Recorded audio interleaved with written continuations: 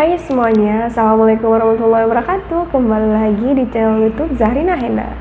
Jadi di video kali ini aku akan buat tutorial white henna yang tahan lama dan tahan air. Seperti yang kalian lihat, walaupun sudah digosok di dalam air, itu hennanya nggak akan mudah mengelupas ya. Gimana kalian mau tahu kan bagaimana caranya? Nah, aku akan ngasih tahu semua tips-tipsnya di video ini. Kalian tonton sampai habis ya, tanpa skip. Ikuti step per stepnya. Semoga berhasil. Sebelum lanjut videonya, jangan lupa subscribe dulu bagi kalian yang belum subscribe, like dan share ke sosial media kalian. Tanpa berlama-lama, langsung aja yuk kita ke tutorialnya. Yang pertama yang perlu diingat, sebelum kita menggunakan white henna, kita harus membersihkan tangan terlebih dahulu sampai bersih dari bekas lotion atau apapun yang ada di bagian tangan. Mungkin ada sebagian pengantin ini yang gak paham ataupun tetap pengen pakai lotion sebelum dihenna.